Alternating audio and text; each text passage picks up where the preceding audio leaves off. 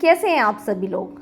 आप लोग को पता है आज की डेट में सबसे बड़ी समस्या है बेरोजगारी। जी हाँ, जिससे पूरा देश जूझ रहा है। सभी को लगता है कि कोई ना कोई काम मिल जाए, मगर सरकार की तरफ से कोई ऐसी वैकेंसी निकाली ही नहीं जाती है जिससे किसी को काम मिल सके। आप लोग को आज मैं कुछ ऐसी वैकेंसी के बारे में बताने वाली हूँ जो निकाली गई है और बहुत सारी निकाली गई है। जी हाँ, 44,228 वैकेंसी निकाली गई हैं और पूरे देश में इसके फॉर्म भरे जा रहे हैं। जब बात इसकी आती है कि कोई वैकेंसी निकलती है तो बहुत सारे सवाल आपके दिमाग में आते हैं कि कैसे फॉर्म भरेंगे, कितने पैसे मिलेंगे, क्या डॉक्यूमेंट्स चाहिए, कहाँ जाएं फॉर्म भरने। आज मैं आपके उन सभी सवालों के जवाब वीडियो के माध्यम से बताने वाली हूँ। फ्रेंड्स, मैं हूँ आपकी जेएस और मैं आपको बताने वाली हूँ डाकघर विभाग में निकली बम्पर भर्तियों के बारे में। जी हाँ, आप लोग को पता है अभी डाकघर में बहुत सारी वैकेंसी निकली हुई है और आप लोग को मैं बता दूं कि जल्दी से फॉर्म भर लीजिए क्योंकि इसकी लास्ट डेट 5 तारीख है। जी हाँ, 5 अगस्त को इसके लास्ट फॉर्म भरे जाएंगे। तो जिसने भी फॉर्म नहीं भरे हैं तो जल्द से जल्द इसके फॉर्म भर दें। आप लोग को पता है जब कोई वैकेंसी निकलती है तो दिमाग में आता है कि हमारे तो परसेंट ही नहीं है तो हम तो भरेंगे ही नहीं। तो मैं आपको बता दूं कि इस बार ऐसा कुछ नहीं होने वाला है। इस बार परसेंट की कोई भी दिक्कत नहीं होने वाली। इस बार परसेंट नहीं लिए जाएंगे। इस बार क्या क्या देखा जाने वाला है आपको मैं आज की वीडियो में बताने वाली हूँ। तो अगर आप डाकघर का फॉर्म भरना चाहते हैं तो प्लीज़ चैनल को सब्सक्राइब कर लीजिए ताकि मैं जितनी भी सरकारी योजनाएं, जो भी वैकेंसी निकलेगी, मैं वीडियो के माध्यम से आपको समझा सकूं और बता सकूं ताकि आप लोग जल्द से जल्द फॉर्म भर दें और घर बैठे इसके फॉर्म भर सकते हैं। तो चलिए शुरू करते हैं आज का वीडियो शुरू करने से मैं पहले फिर से कहना चाहूँगी, अगर आप मेरे चैनल के सदस्य नहीं हैं तो प्लीज़ चैनल से जुड़ जाइए और वीडियो पसंद आए तो वीडियो को लाइक कीजिएगा। तो चलिए शुरू करते हैं आज का वीडियो। भारतीय डाक सेवकों की 44,228 भर्तियाँ। भारतीय डाक विभाग ने अपने विभिन्न पोस्टल सर्कल में ग्रामीण डाक सेवक यानी कि GDS की बम्पर भर्तियां निकाली हैं। 23 राज्यों में विभिन्न पोर्टल सर्कल में कुल 44,228 नियुक्तियां होंगी। उत्तर प्रदेश में सर्वाधिक यानी कि 4588 पद भरे जाएंगे। ये नियुक्तियां ब्रांच पोस्ट मास्टर यानी कि BPM और असिस्टेंट ब्रांच पोस्ट मास्टर यानी कि ABPM श्रेणी के तहत होगी। इच्छुक उम्मीदवार 5 अगस्त 2024 तक फॉर्म भर सकते हैं। सबसे पहले आवेदन शुल्क चुकाना होगा, इसके बाद ही ऑनलाइन फॉर्म भर सकते हैं। तो जैसा आप लोगों ने देखा कि उत्तर प्रदेश में सबसे ज़्यादा वैकेंसी निकली हुई है और इसकी जो लास्ट डेट है वो 5 अगस्त बताई गई है। अब हम देख लेते हैं कि किस प्रदेश में कितनी वैकेंसी निकली हुई है। तो आप यहाँ पे देख सकते हैं लिखा हुआ है ग्रामीण डाक सेवा यानी कि GDS, कुल पद 44,228।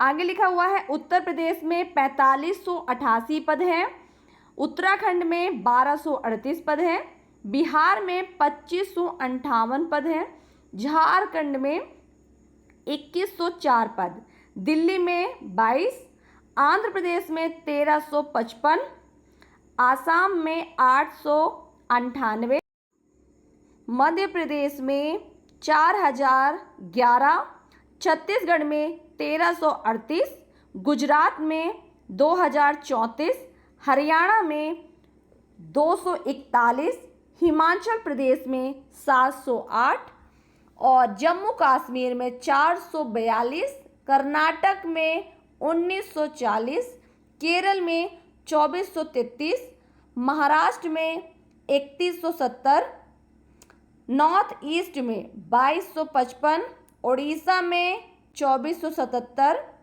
पंजाब में 387, गुजरात में 2718, तमिलनाडु में 3789, तेलंगाना में 981, पश्चिम बंगाल में 2543।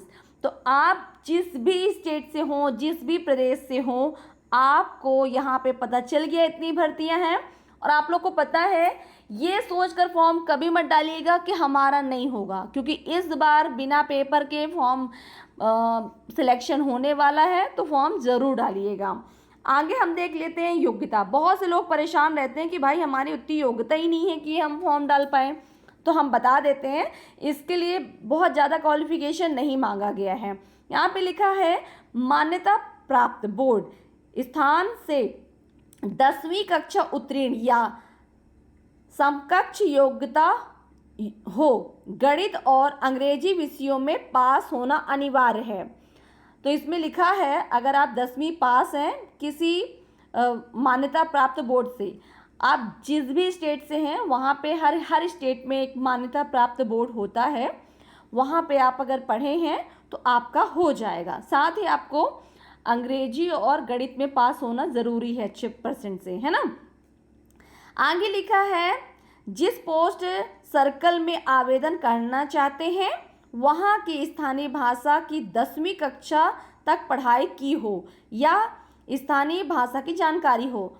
तो जैसे कि आप अगर मध्य प्रदेश से है, उत्तर प्रदेश से हैं, तो आपको वही फॉर्म भरना है, वहीं का आपको मार्कशीट है। अगर आप मान लीजिए हैं यूपी के, एमपी में आपने पढ़ाई की है तो कोई इशू नहीं है, लेकिन अब आप एमपी में ही भर पाएंगे, तो आपको जहाँ के हैं वहीं फॉर्म भर पाएंगे।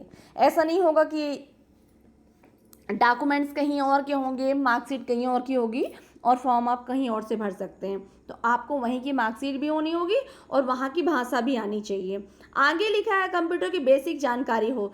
देखिए यहाँ पे बहुत से लोग कंफ्यूज हो जाते हैं कि कंप्यूटर मांग रहा है, कंप्यूटर हमने पढ़ा नहीं है। तो सबसे पहली बात तो मैं बता दूं, इसमें कंप्यूटर नहीं मांग रहा है, इसमें बोला गया है कि बेसिक जानकारी। तो आप लोग को पता है कि आजकल तो सबके हाथों में एक छोटा कंप्यूटर है, तो बेसिक जानकारी तो सभी को है। फ़ोन चलाना जिसको आ गया उसे कंप्यूटर चलाना तो आ ही गया, तो बहुत टेंशन की बात नहीं है। अगर आपको फ़ोन चलाना आता है तो आप मान लीजिए कि आपको कंप्यूटर चलाना आ जाएगा। इसमें बेसिक जानकारी मांगा गया है। आगे लिखा है मोटरसाइकिल और साइकिल चलानी आती हो, यानी कि आपको आने जाने के लिए साइकिल या मोटरसाइकिल की ज़रूरत पड़ेगी और इन दोनों में से कुछ भी आपको चलाना आना अनिवार्य है। आगे हम बात कर लेते हैं वेतनमान की। देखिए कोई भी काम करता है तो सबसे पहले सोचता है कि सैलरी कितनी मिलने वाली है ना। तो सबसे पहले तो मैं आपको बता दूं कि इसमें सैलरी बहुत अच्छी है। लिखा है ग्रामीण डाक सेवा GDS BPM के लिए आपको 12,000 से 29,380 रुपये मिलेंगे शुरू में। आगे लिखा है ग्रामीण डाक सेवा GDS APM के लिए 10,000 से 24,470 रुपये मिलेंगे। देखिए ये सैलरी कोई फिक्स नहीं है, सरकारी नौकरी है, स्टार्टिंग में इतना मिलने वाला है, आगे चल के आपकी सैलरी बढ़नी है ना। तो आप लोग को फॉर्म डालना है। आगे हम बात करते हैं, बहुत से लोगों के दिमाग में सवाल रहता है कि हमारी तो आयु निकल गई है, हम तो 35 साल के हो गए, 40 साल के हो गए हैं, क्या हमें नौकरी मिलेगी कि नहीं मिलेगी? बिल्कुल मिलेगी। आपको पता है इससे 50 साल तक के लोगों को नौकरी मिलने वाली है। जी हाँ, नज़र डालते हैं, यहाँ पे लिखा हुआ है न्यूनतम आयु जो है 18 वर्ष से अधिकतम 40 वर्ष से कम हो, है ना। 40 वर्ष से कम ही होना चाहिए। मतलब अभी आप सोचेंगे कि मैडम ने कहा है कि 50 वर्ष, तो आगे मैं आपको पूरा बताती हूँ 50 वर्ष किसकी होनी चाहिए। आयु सीमा की जो गणना है आवेदन करने की अंतिम तारीख से की जाएगी, यानी कि जिस दिन आपको लास्ट फॉर्म भरा जाएगा उस दिन से लेकर आपकी जो डेट ऑफ बर्थ है उसके हिसाब से काउंट किया जाएगा। आगे लिखा है अधिकतम आयु सीमा में ST SC वर्ग को 5 वर्ष और OBC को 3 वर्ष की और छूट मिलेगी और दिव्यांगनों को 10 वर्ष की छूट प्रदान की जाएगी, यानी कि दिव्यांगनों को 10 साल की यानी 50 साल तक उनकी नौकरी उन्हें मिल सकती है ये वाली। अब बात कर लेते हैं दस्तावेज इसमें क्या क्या चाहिए। तो इसमें 10वीं पास की मार्कशीट का स्कैन कॉपी होनी चाहिए, पहचान पत्र, आधार कार्ड स्कैन कॉपी, जन्म प्रमाण पत्र स्कैन कॉपी, जाति प्रमाण पत्र यदि लागू हो तो स्कैन किया हुआ पासपोर्ट साइज फोटो, अभ्यर्थी के स्कैन किए हुए हस्ताक्षर। तो मैं आपको बता दूं कि ये सारी चीज़ें आप घर बैठे भी आवेदन कर सकते हैं। अगर आपको मोबाइल चलाना आता है तो आप इसकी आधिकारिक वेबसाइट पे जाएंगे, वहाँ पे क्लिक करेंगे और वहाँ से आप फॉर्म अपना घर बैठे कर सकते हैं। चलिए थोड़ा डिटेल में मैं आपको बता देती हूँ कैसे आपको फॉर्म भरना है। सबसे पहले इंडियन पोस्टल की आधिकारिक वेबसाइट पर जाएंगे। ये उसकी आधिकारिक वेबसाइट है। इसे आप जैसे ही लिखेंगे वहाँ पे और सर्च कर देंगे तो खुल जाएगा, है ना। वहाँ पर जाएंगे, वहाँ पे होम पेज खुलेगा। बाईं ओर मौजूद नोटिफिकेशन टैब पर जाएं और वहाँ स्क्रैचेस नोटिफिकेशन लिंक पर क्लिक करें। यानी कि आपको इस वेबसाइट में जाना है, इसके होम पेज पर नोटिफिकेशन टैब में कोने पे एक क्लिक होगा, स्क्रैच लिखा होगा, उस पर क्लिक करना है आपको, है ना। नए पेज पर पद से संबंधित विज्ञापन खुल जाएगा। इसे ध्यानपूर्वक पढ़ लें और योग्यता की जांच कर लें। आवेदन से पहले अभ्यर्थी को रजिस्ट्रेशन करना होगा। इसके लिए होम पेज पर वापस जाएं और कैंडिडेट कॉर्नर पे दिए स्टेज फर्स्ट रजिस्ट्रेशन के अंदर रजिस्ट्रेशन पर क्लिक करें।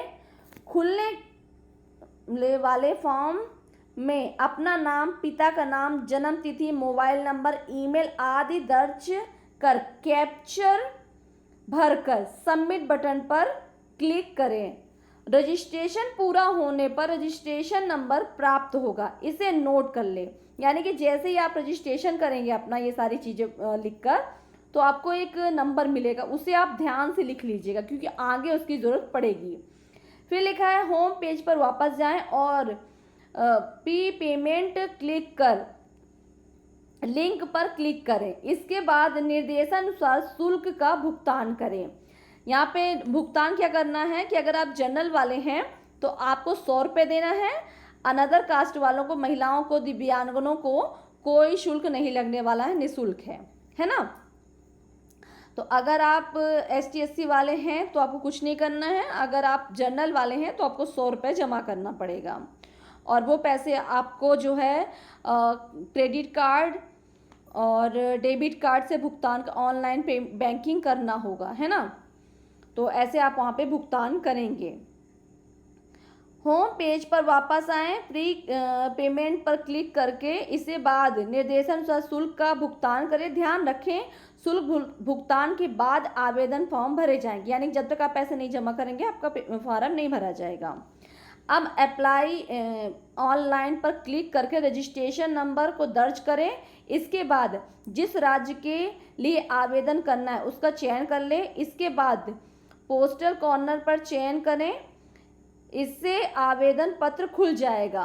अब व्यक्तिगत शैक्षणिक योग्यता और अनुभव से जुड़ी जानकारी दर्ज करें। यानी कि अगर आपके पास कोई एक्सपीरियंस सर्टिफिकेट है, आपने कहीं काम किया है, तो उसकी बात यहाँ पे कर रहे हैं कि अगर आपके पास जो भी मार्कशीट है, 10वीं 12वीं जो भी मार्कशीट है उसे स्कैन करें और इसके बाद आप जो भी मतलब आपके पास अगर किसी चीज़ का एक्सपीरियंस है उसे भी स्कैन कर सकते हैं। ऑनलाइन आवेदन दर्ज दौरान प्राप्त लिंक से भरे गए दस्तावेजों की स्कैनिंग कॉपी अपलोड करें। फोटोग्राफ और सिग्नेचर की स्कैन कॉपी भी अपलोड करें।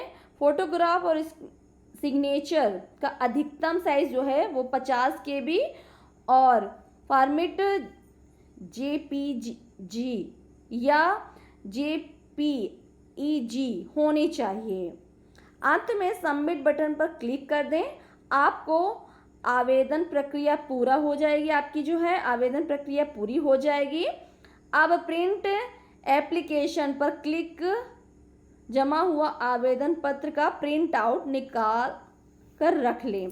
देखिए ये सारी चीज़ें जो है आप घर पर भी कर सकते हैं वरना आपको अगर नहीं बन रहा है तो ऑनलाइन भैया के यहाँ चले जाएंगे, ये सारे डॉक्यूमेंट लेके, तो वो कर देंगे सारे स्कैन, तो आपको परेशान होने की ज़्यादा ज़रूरत नहीं है। तो अगर आप भरना चाहते हैं इसमें डाक सेवा में फार्म, तो बिल्कुल बहुत अच्छा मौका है, सुनहरा मौका है, इसको बिल्कुल जाने मत दीजिए। चलिए मिलती हूँ एक नई जानकारी में, तब तक के लिए नमस्कार। वीडियो बने रहा कीजिए, वीडियो देखते रहा कीजिए।